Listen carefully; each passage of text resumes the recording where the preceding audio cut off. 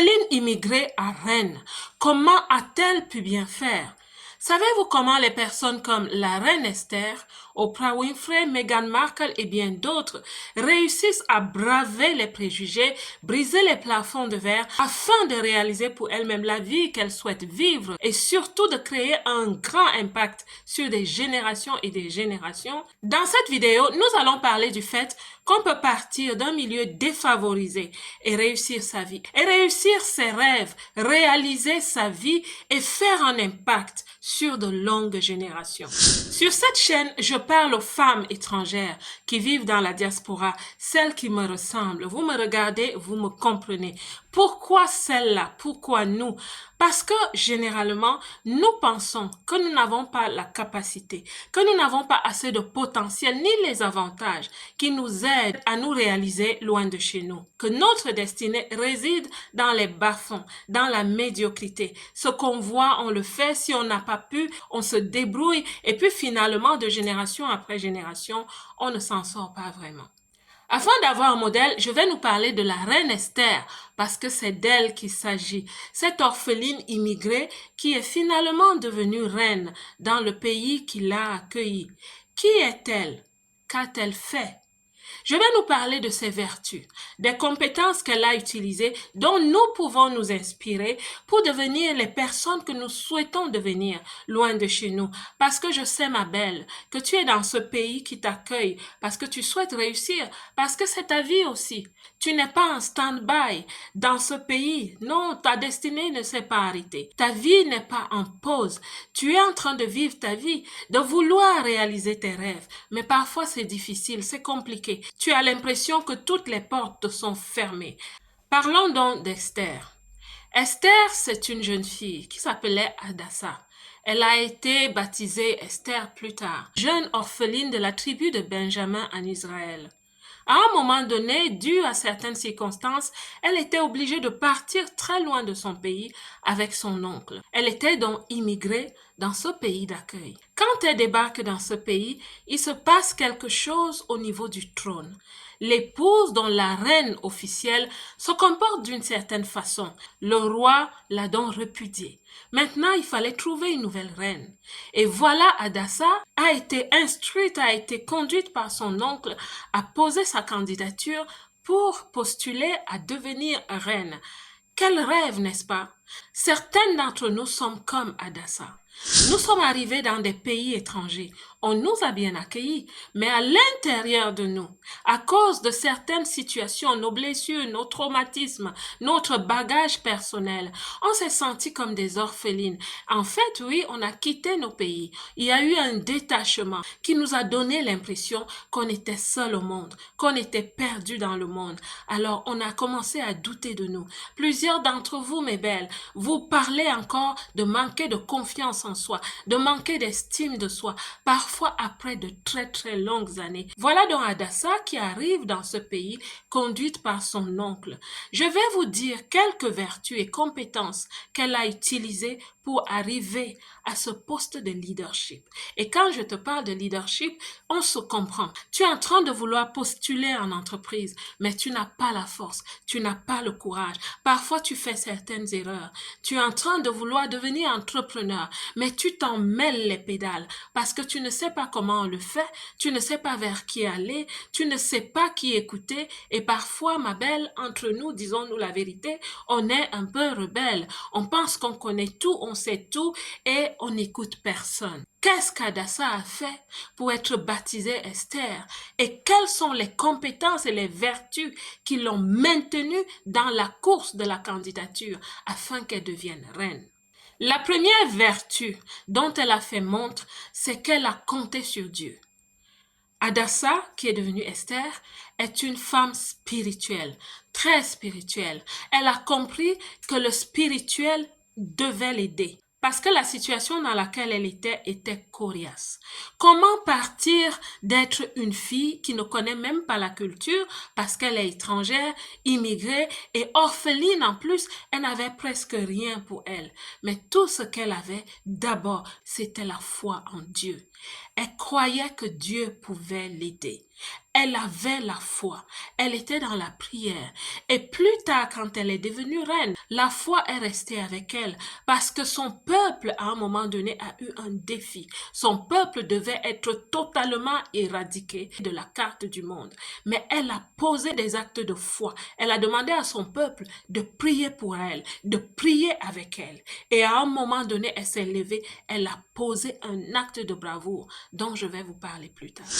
Adassa a compris que la vie naturelle est d'abord menée par le spirituel, que tout s'arrange d'abord au niveau du spirituel. Avoir la paix avec son alignement divin, avoir la paix avec sa force divine, son expérience divine, être la femme qui est soutenue par les forces supérieures. Et quand je parle des forces supérieures, je parle de Dieu.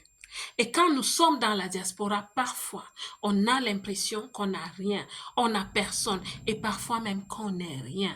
Mais je vous assure, je vous parle aussi un peu par expérience. Quand tu t'accroches à la foi et quand tu sais que Dieu est ultime, qu'il est dans toutes tes situations, malgré tout, tu seras secouru.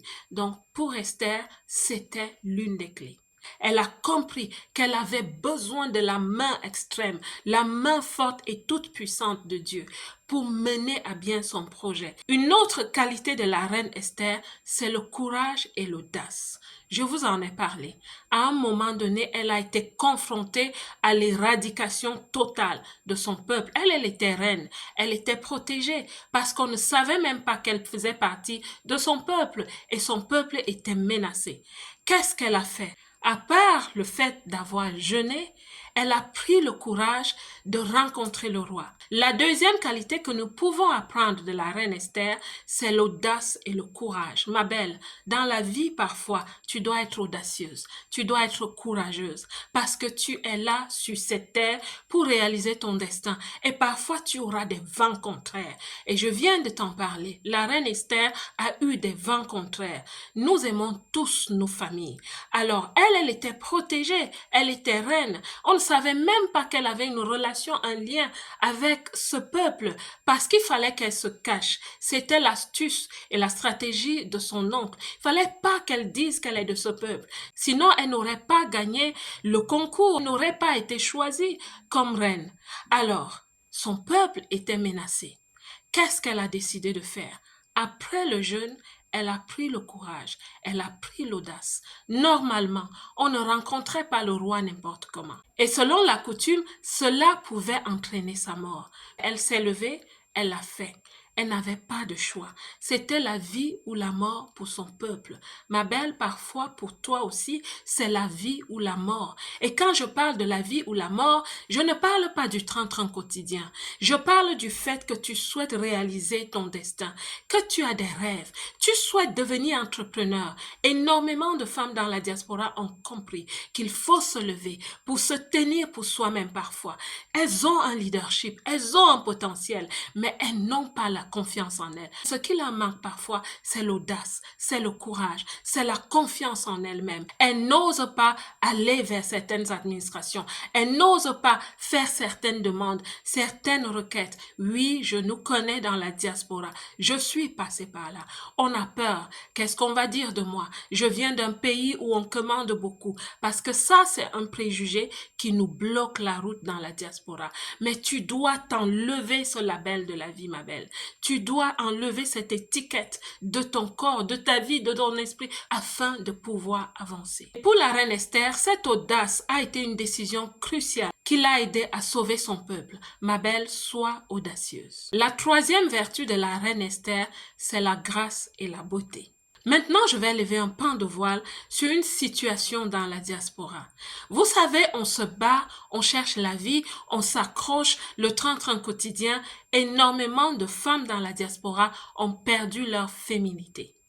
J'ai été dans ces cases-là.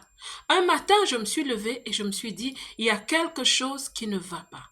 Énormément de femmes dans la diaspora n'ont plus le temps de prendre soin d'elles, n'ont plus le temps de préserver leur chic, comme on dit. Elles n'ont plus le temps de travailler sur leur esthétique. Je parle vraiment de la féminité, de la beauté, de l'esthétique, de la grâce qui va avec. La beauté fait partie de l'équation. La féminité fait partie de l'équation. Et aussi, beaucoup de femmes dans la diaspora fonctionnent avec ce qu'on appelle l'énergie masculine. Cela veut dire qu'on se bat tellement qu'on développe les compétences masculines et même les hormones masculines. On est devenu tellement féroce parfois qu'on ne se reconnaît plus en tant que femme. Mais on se dit, il faut courir parce qu'il n'y a personne qui m'aide. Que ce soit les femmes mariées ou pas mariées, on est dans ce système. Si on ne fait pas attention, on tombe hors du bateau de la féminité. Et je t'assure, la reine Esther, elle a travaillé sur sa féminité. Elle est belle à l'intérieur, mais elle a aussi travaillé la beauté extérieure. Je vais te donner un secret. La reine Esther, elle a entretenu une routine pendant de très longs mois où elle se mettait dans des bains avec des parfums. Elle travaillait sur elle, sur sa peau, sur son corps, sur sa beauté, les bijoux qu'elle mettait, les vêtements qu'elle mettait. La reine Esther était belle de figure, comme le dit le livre qui parle d'elle. Elle était belle de figure, mais elle s'entretenait aussi. La féminité et surtout l'entretien de sa féminité ont été l'une de ses forces. Donc ma belle, je te motive, je t'encourage. Pas parce que j'ai la science infuse, mais parce qu'on est là pour s'encourager. Considère-moi comme ta sœur en conseil et en motivation. Nous avons besoin de rester alerte. Nous avons besoin de nous encourager, de nous conforter, de nous réconforter. Voilà donc ce que la reine Esther a fait. Mais encore, elle est bardée de plusieurs autres vertus. Soit une femme de vertu, soit une femme qui cherche des compétences. La lecture est l'une de ces compétences. Je n'en ai pas parlé dans cette vidéo, mais je t'assure, ma belle, si tu souhaites partir de gloire en gloire, si tu souhaites être la femme qui arrache des promotions en entreprise, la femme qui en entrepreneuriat n'est plus dans la débrouillardise, je te souhaite en 2025 de développer un mélange de courage, d'humilité, de stratégie, de beauté. Fais sortir toutes les vertus que tu as en toi. Je te le souhaite. La belle diaspora, que Dieu vous bénisse. Quant à moi, comme d'habitude, je vous aime.